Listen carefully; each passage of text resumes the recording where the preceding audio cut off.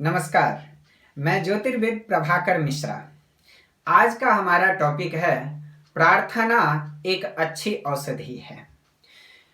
वर्तमान समय में कोरोना वायरस के प्रकोप से सारा विश्व त्रस्त है।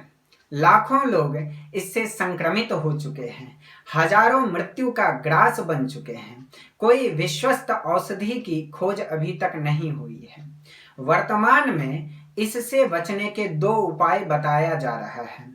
घर में रहें, सामाजिक दूरी बनाएं और निरोधात्मक तंत्र को पुष्ट करें, अर्थात इम्यून सिस्टम को। प्रार्थना के विषय में योग दर्शन में एक सूत्र है, ततः प्रत्यक चेतनाधिगमो अप्यंतराया भावश्च। तात्पर्य यह है कि ईश्वर प्रार्थना आदि से रोगों का निदान हो सकता है। यह जानकर आश्चर्यचकित न होवें कि संसार के सबसे उन्नत देश अमेरिका में इस अनुसंधान के लिए अनुदान दिया जाता है कि क्या वास्तव में प्रार्थना आदि से रोगों का निवारण में कुछ सहायता मिलती है। पाश्चात्य देशों में किए गए अनुसंधानों से सिद्ध है कि जब मन शांत हो जाता है, गहन निद्रा या सुषुप्ति में होता है, तो अल्फा और थीटा मनस्तरंगे उठती है जो रोगों के निवारण में सहायक होती है। इसे अल्फा हीलिंग या मानस चिकित्सा भी कहा जाता है। प्रार्थना एवं आत्म सुझाव अपनी मनोकामना की पूर्ति में भी सहायक होते हैं। डॉक्टर लैरी डॉसी अपनी पुस्तक प्रेयर इज गुड मेडिसिन में लिखते हैं कि अनुसंधानों से सिद्ध पाया गया कि एकाग्रचित विचार कई खमीर और बैक्टीरिया को पनपने में अवरोधक होता है। चिकित्सकों का मत है, जब मन में कोई विचार या भाव उमड़ता है, हमारा मस्तिष्क न्यूरोपेप्टाइड्स या स्नायु प्रोटीन उत्पन्न करता है जो शरीर के दूसरे जीवाणुओं में रासायनिक संदेश भेजता है। प्रार्थना सेरोटोनिन एक स्नायु पेप्टाइड को उत्पन्न करने में सहायक और कृत्य निरोधात्मक तंत्र एवं हृदय तंत्र को प्रभावित करते हैं।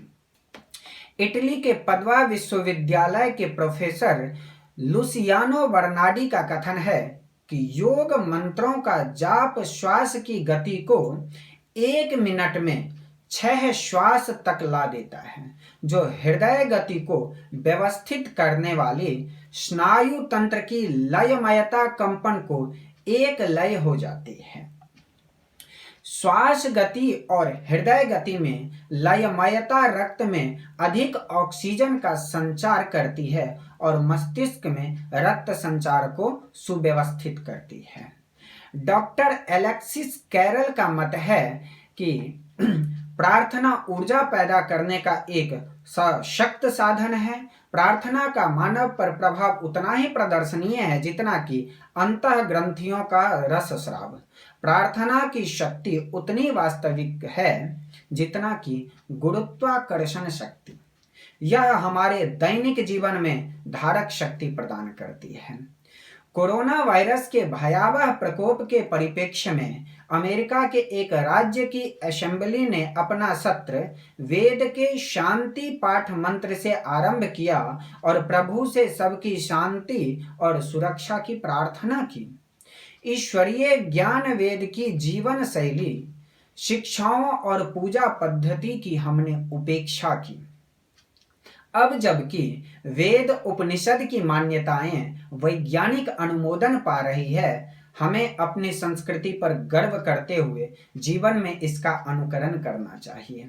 यजुर्वेद का कथन है, त्वमेव विदित्वा ते मृत्युमेति नान्यः पंथा विद्यते यनाय, अर्थात उसी को जानकर मृत्यु को लांघ सकते हैं, अन्य कोई रास्ता नहीं है। गीता में श्री कृष्ण ने भी कहा है, तमेव शरणं गच्छ, अर्थात उसी की शरण में जाओ। आज की विकट स्थिति से निपटने के लिए वेद का निम्न मंत्र एक नौका का काम कर सकता है। ध्यान से सुने, य आत्मदा वलदा यस्य विश्व उपासते प्रशिशम यस्य देवाः यस्य छायामृतं यस्य मृत्युः कस्मै देवाय हविखा विधेम। अर्थात जो शारीरिक, मानसिक और आत्मिक बल देने वाला है, जिसकी सारा संसार उपासना करते हैं, जिसकी अनुकंपा से सुख, शांति एवं मोक्ष की प्राप्ति होती है और जिसके नियमों का उल्लंघन मृत्यु का कारण है, उस परमात्मा को हम अपने शुभ कार्यों की आहुति से पूजन करें।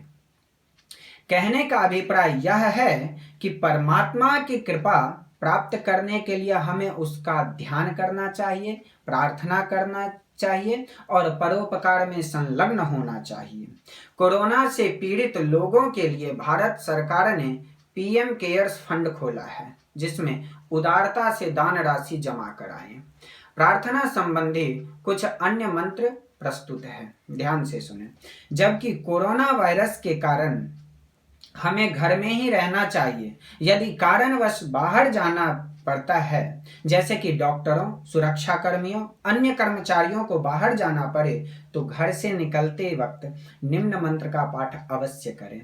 इस 3 मंत्र को ध्यान से सुने, लिख लें और इस संकट घड़ी में प्रतिदिन निम्न मंत्र से प्रार्थना अवश्य करें।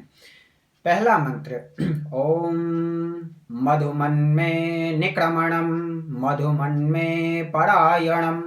अर्थात यह मंत्र अथर्ववेद का है, जिसमें कहा गया है कि हे प्रभु, मेरा घर से बाहर जाना और घर में वापस आना शुभ हो। दूसरा मंत्र है कि ओम अग्ने यन्मे तन्वा उनम तन्मा आपृण। हे प्रभु, मेरे शरीर में जो त्रुटियां हैं उन्हें दूर करें और शरीर को पुष्ट करें। तीसरा एक और मंत्र है कि विश्वकर्मण नमस्ते पाहि अस्मान्न। हे विश्व के रचयिता, हमारी रक्षा करो। इसके अलावा आप सभी महामंत्रों का भी जाप कर सकते हैं। और अंत में मैं यह कहना चाहूँगा कि कोरोना वायरस की रोकथाम के लिए जन समूह की स्थिति वर्जित है, इसलिए वर्तमान समय में मंदिर, गुरुद्वारा, चर्च या मस्जिद में जाकर प्रार्थना या नमाज अदा करने की आवश्यकता नहीं है, क्योंकि परमात्मा सर्वव्यापक है और आपके हृदय में भी विद्यमान है। इसलिए घर में ही रहकर प्रार्थना करनी चाहिए। पुजारियों, ज्ञानियों, पादरियों और मौलवियों से मेरा निवेदन है कि वे अपने अपने धर्म स्थलों से सभी के लिए कुशल क्षेम की प्रार्थना करें।